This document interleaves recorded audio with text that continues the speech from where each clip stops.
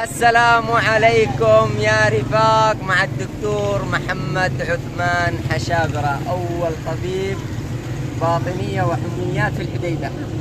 تعتبر يا دكتور أول طبيب أنت ورفاقك من اليمن الشمالي اللي ابتعثوا روسيا. منكم ثلاثة. أنا أنت والدكتور الجراح مصطفى ويحيى جون. هو في الدفعة الثانية يحيى جون. أنتوا الثلاثة أول من ابتعث في اليمن الشمالي للطب لروسيا. موسكو. أيوة. طيب يا دكتور، يقال إنك لمن سافرت في 57 لدراسة الطب في روسيا عدت في عام 67 بعد 11 سنة. هناك طولت تخصصت بعده. طيب لما عدت في 67 وجدت الحديدة منكوبة بوباء. ايش كان اسمه الوباء ذيك اليوم؟ الكوليرا. وبعده اجى وباء الاستسقاء. هذا حاجة ثانية. بس كيف سيطرت على ذا الوباء؟ يقال انك انت من سيطرت على هذا الوباء. الاستسقاء ايوه حاجة ثانية. ايوه والكوليرا حاجة ثانية. الله. بس انت وصلت والحديدة منكوبة. ما مشكلة.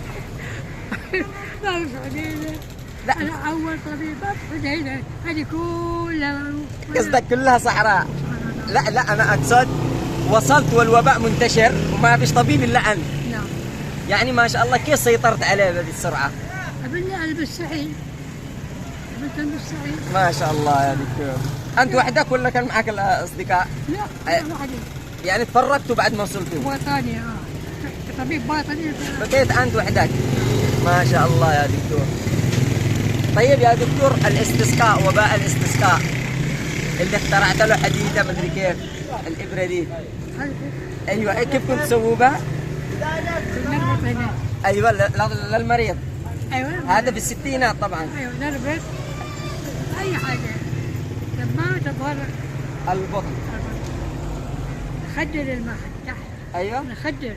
تخدره. بعد ما نخدر الحديدة نخزقها. أيوة. بعد ما نخزق يكون في عندنا معنا بالدي ولا حاجة الماء يدخل منه. ايوه هذا ابتكارك الحديده دي، انت ابتكرتها. لا كان موجود. ها. كان موجود. الله يا بس كان دكتور. المستشفى مش داري عنها. ما كانش داري عنها. ما شاء الله يا دكتور. وكنت تكتب لهم علاج حتى نهيت على الوباء. طيب يا دكتور، تعرف الدكتور محمد صلاح اسحاق؟ باطنيه وقلب. ايوه. انت داري ايش قال لي؟ قال لي وانا في عمر 13 سيطرت على، كان اصابته حمى، والحمى دي سنة 13 اصابته حمى، ابوه وداه لعندك وعالجته. ما شاء الله. الإنسان يعالج بأمانة. بأمانة.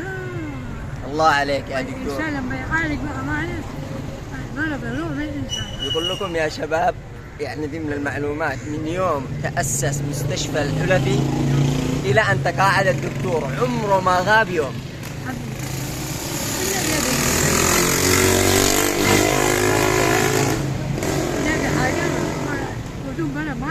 ما تغيبش أبدا. هذا واجب. واجب. الله يا دكتور. تغيب وتشتري. أنت أجيت تعالج المريض ولا أجيت تغيب؟ ولا أجيت تغيب. الله يحفظك يا دكتور. المهم يا دكتور، وأنت تعتبر هرم من أهرام الطب في الحديدة. ها؟ هذا واجب. يقولوا المعلقين لابد ما نطرح للدكتور محمد عثمان حشابرة تمثال على باب مستشفى الثور العلفي. ها؟ لأنك أنت من أسست المستشفى. أيوه.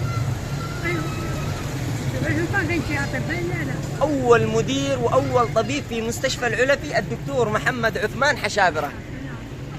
أنا أول طبيب. ما كان شيء أطباء. ما كانش في أطباء في الستينات. الله. الحمد لله. يعني خدمت في الطب ممكن من السبعينات، أكثر من 65 سنة تقريبا. بلا كلل ولا ممل ولا غياب. شاهدوا له جميع الأطباء بالحديدة. أجمل من أدار مستشفى العلفي الدكتور محمد عثمان حشابرة. أنا سعدت جدا بلقائك يا دكتور.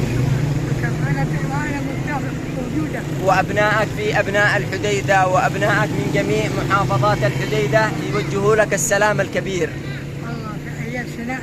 أيام سنان أبو الحيم المستشفى. الله. بس محافظ. أيه. يسألوا عنك جميع أبناء الوطن من جميع المحافظات، يقولوا لي سلم لنا على الدكتور محمد عثمان حشابرة، وأبناء تهامة خاصة أنا معروف. يشكروا فيك لما خدمتهم من سنين عمرك قضيتها في الطب. هذا واجب. الله يا دكتور. الإنسان إذا ما خدمت واجب الطب ما فعله. تجي تشوف المريض وهو ينازل السلام عليكم. عظيم يا دكتور، عظيم. واجب. الله واجبك. الله يحفظك. استودعك الله يا دكتور، ما اطول عليك. لا والله أنا مرتاح لك. وبيننا ان شاء الله لقاء اخر إن شاء الله. بيكون اجمل من هذا اللقاء. إن شاء الله. في امان الله دكتورنا العزيز.